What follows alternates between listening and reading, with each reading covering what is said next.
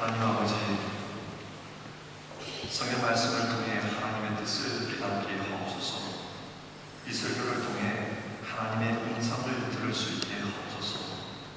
이 시간 사람이 설교하기 때문에 하나님의 말씀이 아니라 사람의 뜻이 전달될까 심히 두렵습니다. 주님, 사람은 감춰주시고 하나님의 말씀만 드러나게 하옵소서. 그러기 위해서는 성령 하나님께서 설교하는 목사의 입술과 또 설교를 듣는 성도님들의 마음을 주장해 주셔야 합니다. 하나님의 말씀을 바르게 전하고 또 순전하게 들을 수 있도록 주님 역사해 주옵소서. 예수님의 이름으로 기도드립니다. 아멘. 복음서를 보면 예수님께서 제자들에게 재림에 대한 말씀을 가르치는 것을 읽을 수 있습니다. 그때의 인자가 그름을 타고 권능과 영광으로 오는 것을 사람들이 보리라. 세상 마지막 날 주님은 모든 사람들이 다 보는 가운데 이 땅에 권능으로 오실 것이다. 그렇게 가르치셨습니다. 그러나 현대의 그리스도인들은 주님의 재림에 대해 의혹을 가지고 있습니다. 성경은 분명히 재림에 대해 말씀하는데 왜 성경을 믿는 그리스도인들이 재림에 대해 의구심을 가지고 있는 것일까요? 그것은 재림과 관련해서 많은 이단들이 생겨났고 그로 말미암아 숱한 혼란과 문제가 야기되는 것을 보았기 때문입니다. 예를 들어 몬타누스를 한번 생각해 봅시다. 몬타누스는 원래 이교도 제사장이었는데 AD 155년경 세례를 받고 기독교로 개종을 했습니다. 그리고 개종 후 얼마 지나지 않아서 성령의 계시를 바라보라 주장하면서 지금의 터키나 프리기아의 펜쿠자에 새하늘과 새 땅이 임한다. 그렇게 가르쳤습니다. 그리고 몬타누스가 이렇게 성령이 주시는 계시를 받았다고 전하고 있는 사이에 브리스길라와 막시밀리아라는 이름의 두 여인도 똑같은 내용의 계시를 받았다고 사람들에게 말하고 다닙니다. 그러자 많은 사람들이 어떻게 서로 알지 못하는 사람들이 똑같은 계시를 전하고 있을까? 이들의 말에 귀 기울이기 시작합니다. 예수님의 재림이 임박했다고 생각합니다. 이 사람들의 종말론은 급속한 속도로 퍼지게 되었고 당시 로마와 북아프리카 전역까지 전해졌습니다. 이 시기 기독교가 몬타누스의 종말론 때문에 큰 혼란을 겪은 것은 두말할 나위가 없습니다. 재림과 관련된 이런 잘못된 계시 사건은 역사 속에서 지속적으로 반복되어 왔습니다. 우리가 잘 아는 이단인 여호와의 증인, 안식교, 몰몬교, 신천지 등 대부분의 이단들이 재림과 관련하여 생겨났습니다. 그리고 이 이단들이 일으킨 사회적 파장은 생각 이상으로 컸습니다. 예를 들어서 1992년 한국에 예수님이 재림한다면서 사람들에게 다가올 미래를 준비하라고 했던 다니슨 교회를 한번 생각해 봅시다. 이 다니슨 교회는 주님의 재림이 임박했기 때문에 세상적인 모든 것을 버리고 주님의 오심을 준비하라. 그렇게 가르쳤습니다. 그래서 많은 사람들이 그 말을 듣고 제사를 정리해서 다니슨 교회에 들어갔습니다. 주님이 선택한 14만 4천 명 안에 들기 위해서 있습니다. 그 내용은 그 결과가 어떻게 되었습니까? 주님은 오시지 않았고 대신 많은 가정들이 파괴되었으며 어떤 사람들은 직장에서 쫓겨나기까지 했습니다. 이 사건을 거치면서 한국 교회에서 재림을 말하는 것은 마치 광신도처럼 여겨지게 되었습니다. 훗날 경찰은 이 다니슨 교회를 수사했는데 그 다니슨 교회의 수장의 집에서 수억 원의 돈 뭉치가 발견이 되었습니다. 그런데 놀라운 것은 그 돈 중에 자기들이 재림의 날이라고 예언했던 그날 이후에 거래되는 채권이 있었다는 것입니다.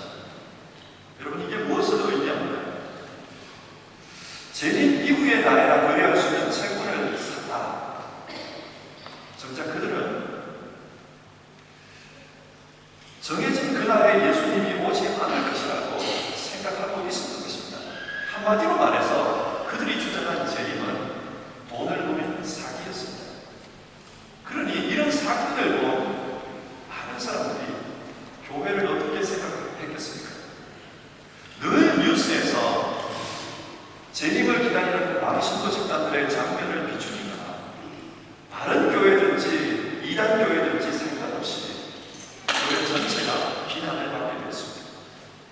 그리고 통성 기도를 하면서 속된 말로 좀 뜨겁게 신앙하면은 다들 이상하게 쳐다보기 시작했습니다.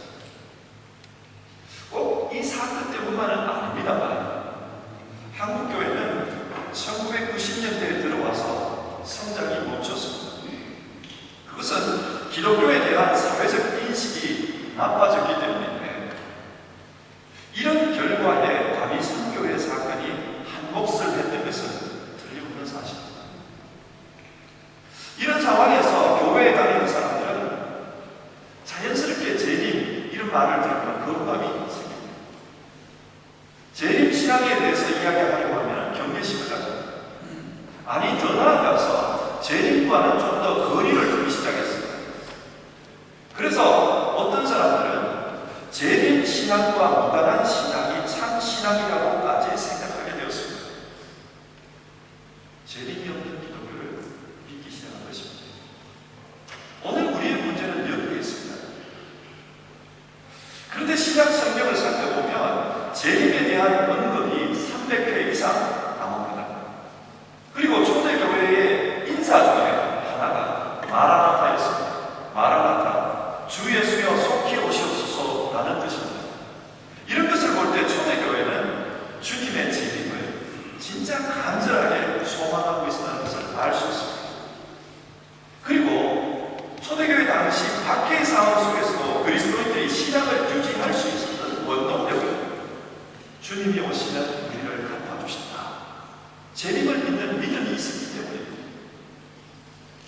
그렇다면 여러분, 오늘날 그리스도인들이 재림에 대해서 터무시하는, 재림에 대해서 거부감을 가지는 거예요.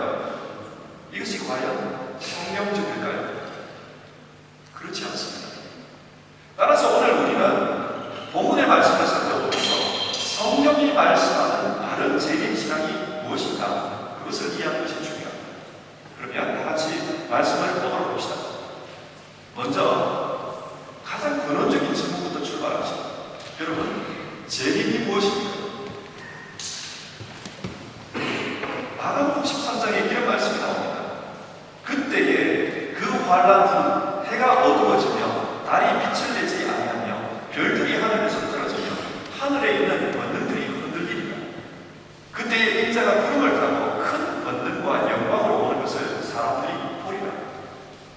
성경이 말씀하는 재림은 역사의 마지막 날에 주께서 다시 오시는 것을 의미합니다. 그리고 요한복음은 이 재림의 성격을 다음과 같이 규정합니다.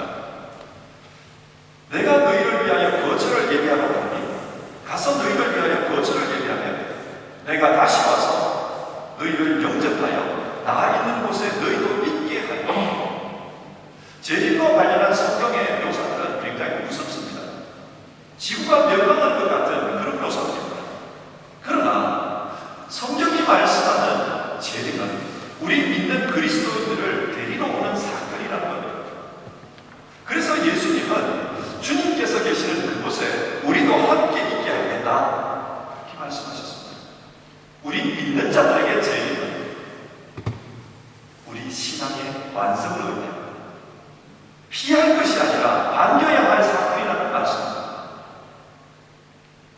그런데 오늘 베드로후서 3장 4절을 보면 주께서 강림하신다는 약속이 어디 있느냐라는 질문이 나옵니다. 여기서 강림이라는 말이 헬라어로 파루시아인데, 이 파루시아가 재림으로 번역되는 단어입니다. 그런데 원래 헬라어에서 파루시아는 중요한 손님이 갑작스럽게 방문하는 것을 의미합니다. 그러니까 성경이 말씀하는 재림은 그 때를 정확하게 알 수 없지만 주님께서 갑자기 오시는 것을 암시하고 있습니다. 성경이 말씀하는 주님의 재림의 때, 주님이 언제 오신다고 하십니까? 사실 재림과 관련해서 이단들의 잘못적인 가르침은 언제 어디에 주님이 오신다 그렇게 예언하는 것과 많은 연관이 있습니다. 따라서 바른 재림 신학은 주님의 오시는 때와 관련해서 바른 이해를 하는 것입니다. 마가복음 13장 32절에 나오는 말씀입니다. 그날과 그때는 아무도 모르나니 하늘에 있는 천사들도 아들도 모르고 아버지만 아시는가. 예수님은 분명히 재림의 때는 아무도 알지 못한다 그렇게 말씀하셨습니다. 성경은 이것을 강조합니다. 그렇기 때문에 마가복음 13장을 보면 그때를 알지 못한다라는 것을 여러 번 계속해서 강조하고 있습니다. 주의하라, 깨어있으라. 그때가 언제인지 알지 못한다. 또 깨어있으라. 집주인이 언제 오든지 혹 저물 때 있든지 밤중이든지 밤물 때 있든지 새벽이든지 너희가 알지 못한다. 성경은 반복해서 모른다고 합니다. 그리고 데살로니가 전서에서도 형제들아 때와 시기에 관하여는 너희에게 쓸 것이 없으면 주의 날이 밤에 도둑같이 이를 줄을 너희 자신이 자세히 알기 때문이다. 성경은 성도들이 이미 이 때에 대해서는 알지 못한다는 사실을 알고 있다 그렇게 말씀하고 있습니다. 그러나 성경이 이렇게 재림의 때에 대해서는 알 수 없다고 말하면도 불구하고 사람들은 언제나 그 때가 언제일까 그 재림의 시기에 대해서 궁금증을 가지고 있습니다. 사도행전 1장을 보면 예수님께서 승천하시기 전에 제자들이 예수님께 이런 질문을 합니다. 주께서 이스라엘 나라를 회복하신 이 때입니까? 쉽게 말해서 지금이 재림의 때입니까? 이 말입니다.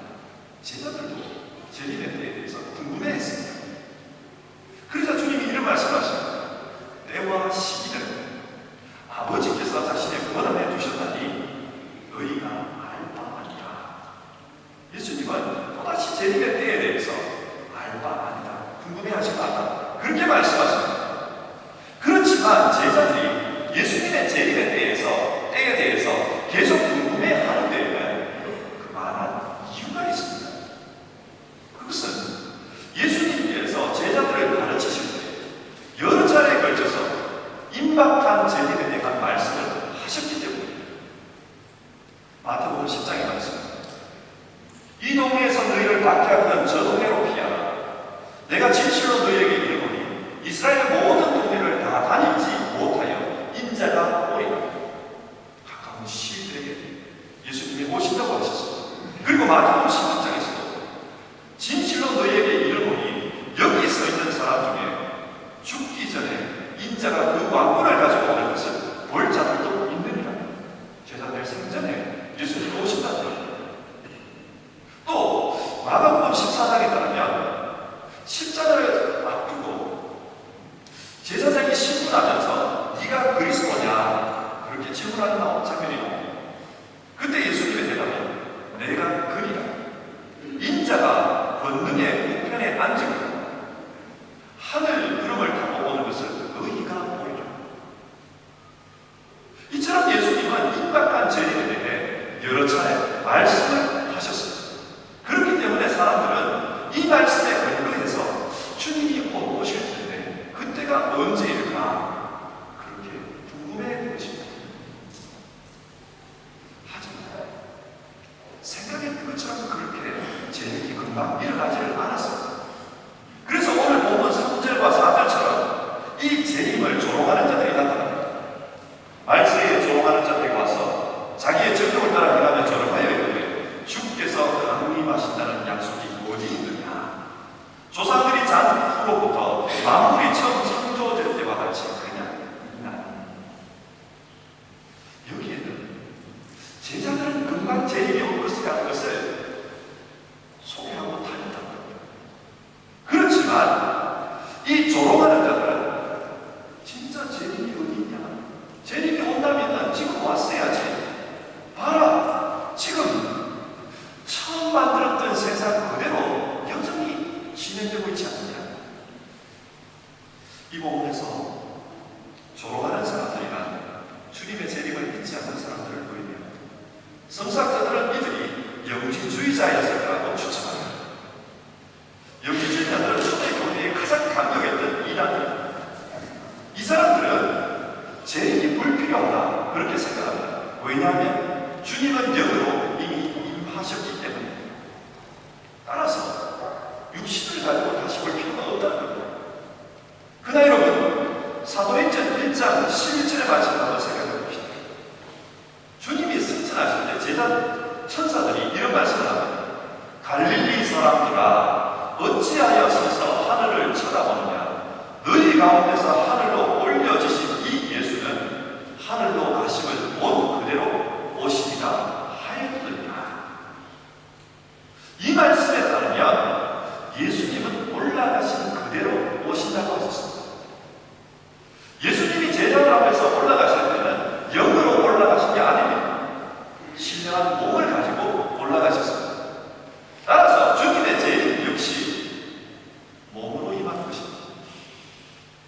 이런 상황 속에서 몸으로 재림한다고 전하던 사람들과 영으로 재림해서 이 재림이 필요 없다고 말하는 영지주의자들 사이에서 갈등이 있었던 겁니다.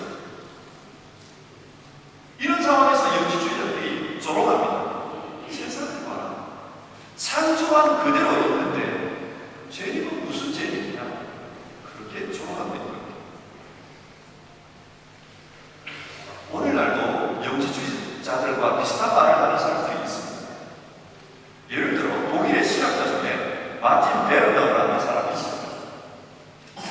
이 사람은 재림이 유대인의 묵시 문학에서 온 개념이기 때문에 기독교는 버려야만 한다 그렇게 주장하고 있습니다. 쉽게 말해서 재림은 하나의 신화일 뿐이다. 왜 우리가 그런 신화를 믿어야 하는가? 그 말입니다. 꼭 이런 신학적 주장에 동조하지 않더라도 2000년이 지나도 일어나지 않는 재림을 보면서 일정 부분 재림에 대해서는 우리가 기대를 포기해야 된다. 사람들은 그렇게 생각합니다. 영국의 존 오웬슨이라는 신학자가 있는데 이분은 재림은 성령이 임하면서 주님이 이미 오셨다. 그러니 육신으로 오는 그런 재림은 우리에게 필요가 없다. 영지주의자들과 비슷한 이야기를 합니다. 그런 앞에서도 말씀드린 것처럼 성령 강림과 주님의 재림은 전혀 다른 이야기입니다. 하지만 로빈슨과 같은 사람들의 주장들이 현대 사회에서 설득력을 얻는 것은 많은 사람들이 재림에 대해서 어느 정도는 포기하고 싶어 하기 때문이 아닌가 그런 생각이 듭니다. 자, 여기서 이런 질문을 해봅니다. 성령이 재림의 임박성을 말하고 있지만 실제로 재림은 임박하게 이루어지지 않았습니다. 그렇다면 오늘 우리는 임박한 재림과 관련된 말씀을 어떻게 이해하는 것이 좋을까요? 그 말씀을 거짓말로 신뢰해야 할까요? 안토니오 후크만이라는 신학자가 있습니다. 이 후크만은 성경이 말씀하는 재림의 임박성을 시간적인 의미로 이해해서는 안 된다고 이야기합니다. 만약 시간적인 의미로 이해하면 임박한 재림과 관련한 예수님의 가르침은 거짓말이 되고 만다는 것입니다. 그런데 여러분, 예수님께서 거짓말을 하셨다면 그것은 말이 되지 않습니다. 따라서 후크만은 임박한 재림과 관련된 구절들을 구원사적으로 이해해 볼 것을 제안합니다. 임박한 재림을 구원사로 이해한다는 것이 무엇일까? 크게 보면 주님께서 재림을 말씀하시는 것은 우리의 구원의 완성과 관련이 되어 있습니다. 따라서 재림을 구원의 관점에서 보자는 겁니다. 그래서 주님의 구원을 매 순간 우리는 준비해야 된다. 그런 뜻으로 이해해야 된다는 겁니다. 오늘 주님을 믿고 마치 내일 주님이 재림하신 것처럼 그런 마음 가지고 신앙해야 된다. 그렇게 해석해야 하는 말씀이라는 겁니다. 자, 이런 맥락에서 오늘 읽었던 8절과 9절을 한번 보십시오. 사랑하는 자들아, 죽기는 하루가 천년 같고 천년이 하루 같다는 이 한 가지를 믿지 마라. 주의 약속은 어떤 이들이 더디다고 생각하는 것이 더딘 것이 아니라 오직 주께서는 너희를 대하여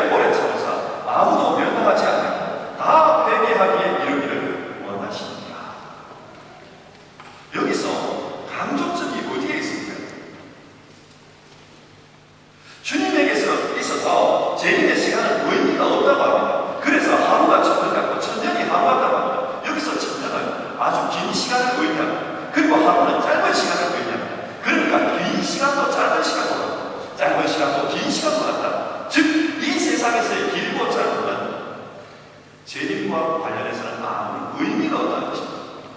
재림과 관련해서 중요한 것은 회개하는 것입니다. 왜 회개하라고 합니까?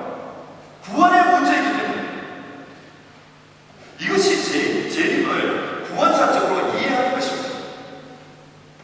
이 재림의 시간은 우리에게 구원에 합당한 삶을 살도록 요구하는 시간이라는 것입니다. 요한복음 3장 16절의 말씀을 한번 생각해 봅시다. 하나님이 세상을 이처럼 사랑하사 독생자를 주셨으니 이는 그를 믿는 자마다 멸망치 않고 영생을 얻게 하려 하십니다. 오늘 당장 임하지 않고 우리에게 지연되어진 이 시간은 주님께서 우리 구원을 위해서 반응할 것을 요구하는 시간이라고. 우리에게 회개하고 주님의 말씀을 믿으라, 독생자를 믿으라, 그리고 영생에 들어가라. 우리에게 믿음을 요구하는 시간이라는 거예요. 이미 믿고 있지만 왜 오늘 우리는 나 자신의 믿음을 하루하루 살피면서 살아야 할까요? 그것은 재림입니다. 한편으로는 구원을 이야기하지만 또 다른 한편으로는 심판을 의미하기 때문이었습니다. 10절과 11절의 말씀. 주의 날이 도둑같이 오고 그날에는 하늘이 큰 소리로 떠나가고 물질이 뜨거운 불에 풀어지고 땅과 그 중에 있는 모든 일이 드러나겠다. 이 모든 것이 이렇게 풀어집니다. 여기서 물질이 풀어진다는 것은 녹아내린다는 것입니다. 즉 세상의 종말을 의미합니다. 어떤 책에서 미국 기술평가원이 낸 자료를 읽어드리겠습니다. 그 책에 따르면 만약 지금 세계에서 우리가 가지고 있는 핵폭탄들이 폭발을 하면 지구 표면의 85%를 차지하는 바닷물의 수소 원자들이 이 핵폭발 때문에 연쇄 반응을 일으킬 것이라고 했습니다. 그래서 이 수소 원자들이 연쇄 반응을 일으키면 전 세계가 마치 종이를 말아서 그 종이에 불을 붙인 것과 같이 그렇게 타버릴 것이다. 화학적으로 이야기하는 것을 읽은 적이 있습니다. 또 어떤 데서는 우리가 살고 있는 이 지구에 좀 큰 규모의 운석이 날아와서 충돌을 벌이면 1차적으로 바닷물이 증발할 것이고 그리고 그 물이 증발과 함과 동시에 육지에서 불이 날 것이라고 이야기했습니다. 그리고 그 온도가 뜨거운 온도가 대기 중으로 올라가게 되면 모든 생물들이 다 죽을 것이다. 그렇게 과학적으로 설명하는 것을 본 적이 있습니다. 이런 이야기를 생각해 보면 오늘 우리가 살아가면서 겪고 있는 이 세상은 오늘 본문이 말씀하는 것처럼 물질이 뜨거운 물에 풀어지는 그런 현상이 언제라도 일어날 수 있는 충분한 가능성을 가지고 있습니다. 이것이 의미하는 것은 주님의 심판, 주님의 재림은 저 멀리 있는 것이 아니라 오늘 당장 우리에게서도 일어날 수 있는 사건이라는 사실입니다. 그렇기 때문에 우리는 늘 깨어 있습니다. 성경은 재림을 기다리는 사람에게 이렇게 살라고 말씀합니다. 거룩한 행실과 경건하고 하나님의 날이 임하기를 바라보고 간절히 사모하라. 간절히 사모한다는 말은 서두르라, 재촉하라 이런 뜻입니다. 그러니까 하루하루의 삶을 경건하고 그렇게 서둘러서 살아야 한다 이 이야기입니다. 이게 구체적으로 뭘 의미하는가? 마가복음은 똑같은 내용을 다음과 같이 기록하고 있습니다. 주의하라, 깨어있으라. 그때가 언제인지 알지 못하냐. 가령 사람이 집을 떠나 탕으로 갈 때에 그 종들에게 권한을 주고 각각 사물을 맡기면 문지기에게 깨어있으라 하며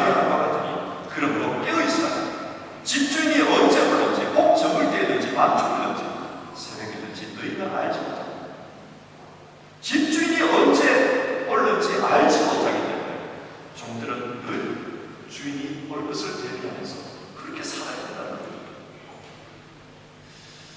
저는 군생활을 방위부대에서 했습니다. 사람이 좀 부실해서 방위가 됐습니다. 후방의 방위부대들이 주로 하는 일은 예비군 훈련을 관리하는 것입니다. 그런데 90년대의 한국은 이 예비군 훈련과 관련해서 좀 비리가 많았던 것 같습니다. 예를 들면 어떤 직장에 다니는 분이 일이 바빠서 예비군 훈련에 참석하지 못하면 그 훈련 교관에게 봉투 하나를 건넵니다. 그러면 그 교관은 안 온 사람도 왔다라고 체크를 해버리면 이게 별 문제가 없어요. 그러니까 이걸 위에서 안 해요. 그래서 이 문제를 방지하기 위해서 여러 가지 행정적으로 조치를 취해놨습니다. 군부대에서는 불시에 이런 일을 감상하기 위해서 상급부대에서 나오는 그 행정관들을 두려워했습니다. 그러니 행정을 맡은 병사들도 언제 감사가 떨어질지 모르니까 불안한 게 사실이죠. 그래서 그 행정 담당 장교들은 항상 행정병들에게 관련된 자료들을 그리고 관련된 서류들을 항상 잘 챙겨야 된다. 그리고 미루지 말고 꼭 이것을 처리해야 된다. 적극적으로 처리해야 된다. 그렇게 이야기를 했습니다. 근데 여러분, 한번 예비군 훈련을 하면 몇백 명이 합니다. 근데 몇백 명이 하는 것을 관련된 걸 다 챙긴다는 게 쉽지가 않습니다. 방위의 생명은 칼퇴근입니다. 칼퇴근이 생명인데 실제로 이 일을 처리하다 보면 칼퇴근이 안 돼요. 그리고 정말 국가에서 부여한 대로 칼퇴근을 생명으로 삼는 방위들은 내일 일을 하지라고 생각하면서 퇴근을 해버립니다. 그러다 보면은 정말 챙겨야 될 그런 사람들을 누락시키는 그런 경우들이 있습니다. 그리고 실제로 그렇게 누락했다가 잊어버리고 있다가 감사가 나와가지고 적발이 되어서 그 군기교육대에 가는 것을 본 적이 있습니다. 늘 준비가 되어 있지 않으면 문제가 생길 수 있습니다. 깨어 있다는 것이 그런 뜻입니다. 주님이 언제 오실지 모르니 항상 준비하고 있어요. 신앙적인 삶에 있어서 항상 준비하고 있어요. 오늘 본문 3절을 보면 재림을 부정하는 사람들은 자기의 정력을 따라 행한다고 말씀합니다. 주님의 심판을 믿지 않는 사람들은 두려운 게 없습니다. 재림이 없으므로 심판이 없으므로 두려운 게 없습니다. 따라서 자기의 욕망을 따라서 살 수밖에 없습니다.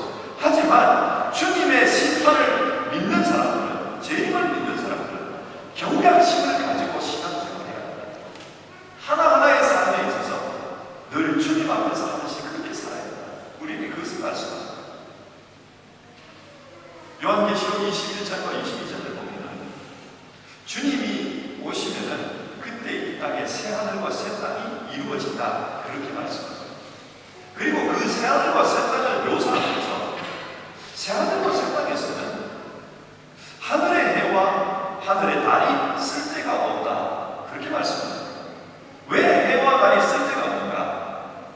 그때는 하나님이 등불과 같이 비치기 때문이다. 그렇게 말씀합니다. 하나님이 새하늘과 새 땅에서는 빛이십니다. 이 말이 의미하는 것입니다. 하나님이 오시면은, 하나님이 임재하시면 우리는 그 앞에 설 때 모든 것이 자동적으로 드러난다는 사실입니다. 내가 살아온 삶의 내용들이 주님 앞에서 다 드러난다는 것입니다. 따라서 그리스도인들은 언제 주님이 오시더라 맞이할 준비가 되는 그런 삶을 살아야 한다. 그것이 재림 신앙이 우리에게 전해주는 바입니다. 말씀을 내겠습니다. 아직까지 재림이 오지 않았습니다. 사람이 무엇을 기다린다는 것은 참으로 힘든 일입니다. 예를 들어서 내게 지금 급한 약속이 있는데 차가 오지를 않습니다.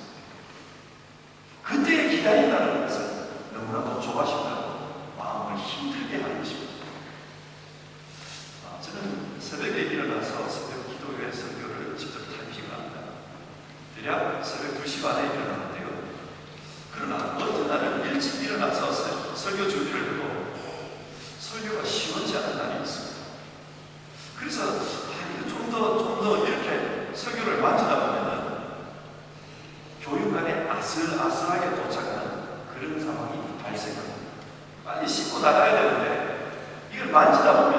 쉬는 시간이 늦어지고 그러다 보면 시간을 늦게 됩니다. 이런 적이 꽤나 많았습니다. 제가 사는 동네에서 30분 전에 지하철을 타면 교육관에 도착했을 때 5분 정도의 여유가 있고 25분 전에 지하철을 타면 딱 맞게 도착을 합니다. 독일 지하철이 대체적으로 정확합니다만 그러나 제가 볼 때는 독일 지하철은 정확하지가 않습니다. 때로는 아침 이 시간에 한 대가 빠진 적도 있고 연달아 두 대가 빠진 적도 있었습니다. 그렇게 되면 필시 새벽 기도에 지가 날 수밖에 없습니다. 그 기다리는 시간은 너무나 힘듭니다. 사람들에게 예배를 중요하게 생각하라고 그렇게 말했는데 정작 그 설교를 했던 목사가 예배에 늦는다 이런 생각을 하면 마음이 좋아지기 너무 합니다. 그러다 보면 속으로 독일 지하철을 욕하기 시작합니다. 이놈의 지하철 때문에 내가 오늘 내 창현의 먹칠을 했다. 별별 생각들이 다 납니다. 근데 사실 내 탓이 더 큰데다. 하지만 어떤 날은 기다려도 오지 않으면 차라리 포기를 내버립니다. 그리고 느긋하게 앉아가지고 설교 원고를 꺼내가지고 준비한 설교를 다시 듣고 수정을 하고 그렇게 했습니다. 그러다 보면은 시간도 참 빨리 지나가는 것 같고 차가 들어옵니다. 자, 여러분 보십시오. 기다린다는 것은 언제나 힘든 것입니다. 그러나 그 기다림을 원망의 시간으로 보낼 수도 있고 또 준비의 시간으로 보낼 수도 있습니다. 여러분, 어느 게 더 나을까요? 주님의 재림을 기다리는 우리는 어떤 모습으로 기다리는 게 더 나을까요? 계시록 22장에서 주님 말씀하셨습니다. 내가 진실로 속히 오리라. 주님은 분명히 오실 것입니다. 우리 모두는 주님을 기다리는 이 시간을 원망이 아니라 깨어서 준비하는 시간으로 사용할 수 있기를 바랍니다. 그러면 주님께서 오셔서 우리 모두를 칭찬해 주실 것입니다. 기도하겠습니다. 하나님, 오늘은 재림에 대해 살펴보았습니다. 2000년이 지난 지금까지도 주님이 약속하셨던 그 재림이 일어나지 않았기 때문에 많은 사람들이 재림을 믿지 않을 겁니다. 저는 이 재림을 신화적인 것으로 이해하려고 하고 또 어떤 사람들은 반대로 주님의 약속을 문자 그대로 받아들여서 임박한 재림을 주장하면서 사람들을 비웃기도 합니다. 주님, 재림은 주께서 우리를 데리러 오는 시간이라고 말씀을 나눴습니다. 그래서 이 기간 동안 주님의 부르심에 합당하게 믿음을 준비하고 깨어서 자기 자신을 살피는 것이 중요하다고 그렇게 말씀을 나눴습니다. 우리 성도님들, 바른 재림의 시간을 가지게 하여 주시옵소서. 시대 속에서 이단들이